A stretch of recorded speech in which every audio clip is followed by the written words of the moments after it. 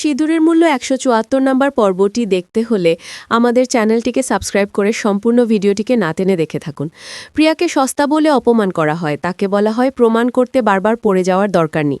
প্রিয়াকে স্মরণ করিয়ে দেওয়া হয় যে সে স্টেজে চড় মেরেছিল, পানি খাইয়েছিল, পড়ে যাওয়া থেকে বাঁচিয়েছিল, অথচ সে দাবি করেছিল অন্ধ হয়ে গেছে। এতে বোঝানো হয় অন্ধ হয়ে থেকেও সে অনেক চালাক হয়ে গেছে। প্রিয়াকে বলা হয় আজ শুধু তাকে অন্ধ করা হয়েছে, একদিন তাকে বধিরও করা হবে, তখন সে সত্যি শুনতেও পারবে না। তারপর বলা হয় সত্য বলতে সাহস লাগে, প্রিয়া সে সাহস নেই। যদি সত্য জানতো তবে বলতো। প্রিয়াকে জোর করা হয় লিখে দে আসলে অনুকে। মিশ্রি সুন্দর গল্প বলেছে তাই সবাই তাকে প্রশংসা করে।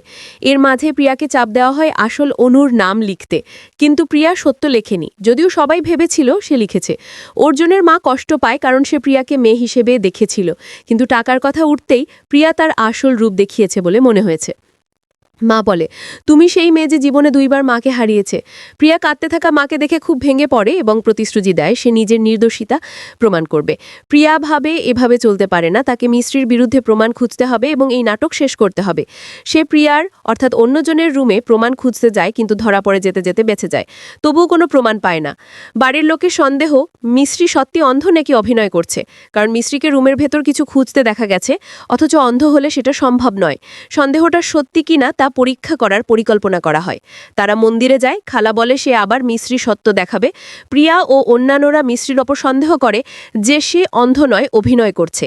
তারা সিদ্ধান্ত নেয় রোলার চালিয়ে পরীক্ষা করা হবে। যদি মিশ্রি সত্যি অন্ধ হয় তবে না সরে দাঁড়াবে, যদি দেখতে পায় তবে প্রাণ বাঁচাতে সরে যাবে। মিশ্রি ভাবে যদি আমি সরে যাই সবাই বুঝে যাবে আমি দেখতে পাই, নির্দোষ প্রমাণ করতে হলে জীবন দিতে হলেও দেব। রোলার এগিয়ে আসে, সবাই চিৎকার করে তাকে বাঁচাতে চায়, অর্জুন দৌড়ে গিয়ে তাকে ধরে ফেলে।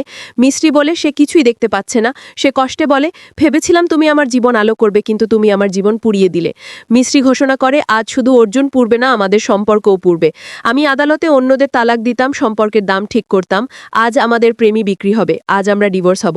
তো বন্ধুরা, ভিডিওটি কেমন লাগলো কমেন্ট করে জানিয়ে দিন।